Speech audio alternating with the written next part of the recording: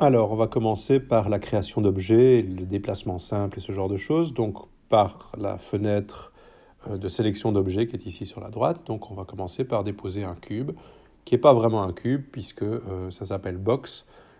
Les dimensions ne seront pas forcément toutes les mêmes, suivant longueur, largeur et hauteur. Alors, pour changer ces dimensions, on a plusieurs options. Soit ici, la petite boîte qui s'est ouverte. Donc, on peut changer. Par exemple, je vais mettre une longueur de 80. Voilà, une largeur de 120 et une hauteur de un petit peu plus, 60. Voilà, on a une belle grosse boîte. Alors, vous voyez qu'il y a aussi deux autres options, radius et steps, dont je parlerai après. Mais pour ce qui est des dimensions de la boîte, on aurait très bien pu aussi changer directement sur le dessin.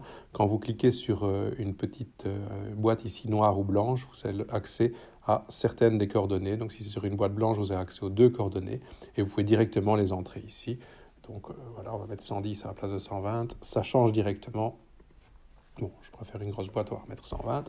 Voilà. Donc tout ça, c'est pour la création.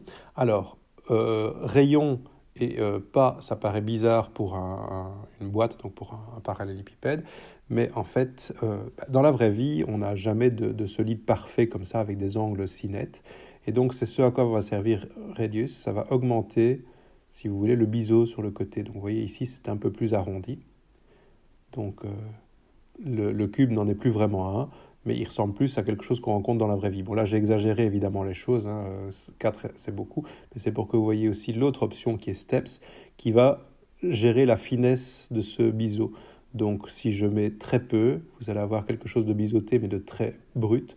Donc ici, c'est vraiment très, très, très simple. Et plus j'augmente le nombre de steps, donc de pas, plus ça va être arrondi.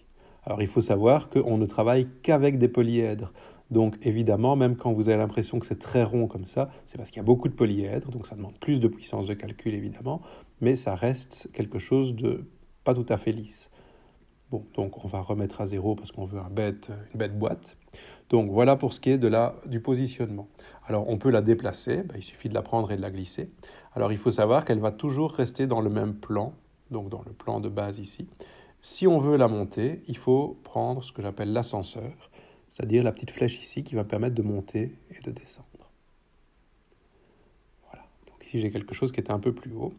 Alors je peux aussi faire tourner. Alors j'ai des petites molettes ici pour faire tourner suivant tous les axes, donc comme ça, suivant l'axe Z, ici et là. Et donc je peux tourner comme je veux, alors je clique et je tourne. Alors si je reste dans la zone bleue, je vais tourner par paquet de 22,5 degrés. Si je vais dans la zone blanche, je peux faire un angle de façon arbitraire. Bon, je vais annuler. Alors, je vais tourner ici pour qu'on voit. Vous voyez normalement ici les angles qui s'affichent. Moins 22,5, 22,5. Ici, un angle arbitraire. Et je peux même ici taper la valeur que je veux, 11,2 degrés. Hop, comme ça, il tourne de 11,2 degrés. Je peux le faire suivant toutes les dimensions. Voilà. Et je me retrouve avec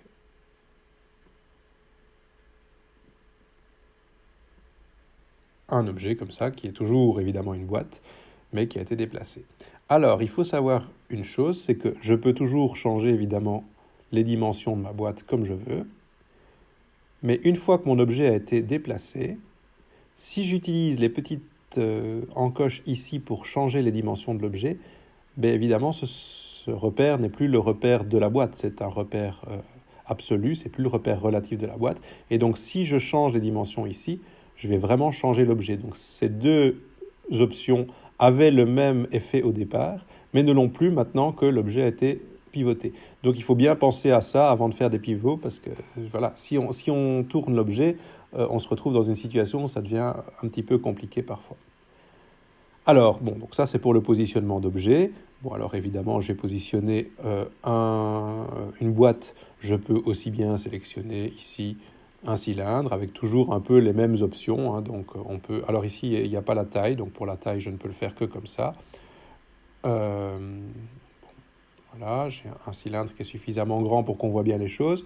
Alors de nouveau, ça paraît bizarre sur un cylindre de pouvoir changer le nombre de côtés, mais comme je vous l'ai dit, ce ne sont que des polyèdres, Et donc, ben, un cylindre, ça n'est jamais qu'un prisme avec une base n-gonale, avec n qui peut être petit, 12, ou qui peut être très très grand. Et là, on ne voit pas la différence avec un cylindre. Je pense que si on rentre ici, on peut même rentrer 3. Ah non, il ne veut pas descendre en dessous de 12. Donc voilà, donc, on a un cylindre à partir de 12 côtés, je ne sais pas pourquoi.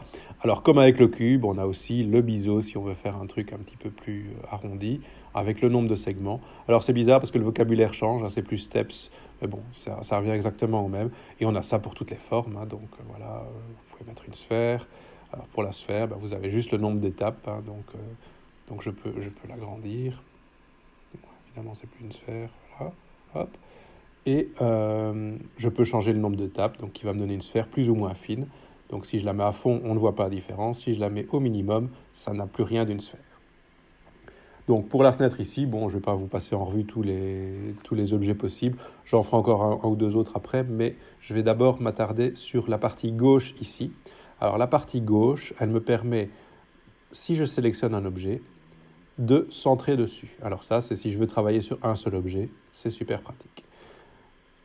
Hop, je centre dessus. Alors je peux en sélectionner deux ou plusieurs. Alors ça va centrer sur les deux objets. J'ai la petite maison qui va me ramener à ma situation de départ. Alors, il y a le plus et le moins qui me permettent de zoomer, de dézoomer. Et il y a un petit cube en haut qui me permet de pivoter autour de la scène. Alors ça, c'est très pratique. On clique dessus et on tourne. Et on peut voir la scène sous tous les angles. Si je clique directement sur Top, je me retrouve en haut. Ici, je ne les vois pas, mais si je clique directement sur Front, je me retrouve devant, et ainsi de suite. Voilà, donc pour ce qui est d'ici à gauche, j'ai fait le tour, à part le dernier bouton ici, qui est le passage de la vue avec point de fuite, donc comme ici, donc de la 3D, je vais dire, naturelle, à de la 3D avec perspective cavalière. Donc c'est pas très joli, mais ça permet d'aligner les choses proprement, parce que voilà, par exemple, si je vois du dessus, je ne vois pas l'objet complet, je ne vois que sa face supérieure. Donc ça peut être pratique pour aligner les choses, mais le rendu n'est pas joli, c'est plus joli comme ça, évidemment. Alors tout ce qu'on fait ici peut se faire aussi soit avec le trackpad, soit avec la molette, donc par une combinaison de touches. Bouton droit pour tourner, Shift bouton droit pour... ah oui, ça on l'a pas sur le côté, mais pour se déplacer comme ça. Donc ça c'est Shift et bouton droit. Et la molette vous permet de zoomer, dézoomer. Et avec un trackpad, c'est le même genre de choses. Bon, là je vous laisse chipoter, ça dépend un petit peu de l'un à l'autre.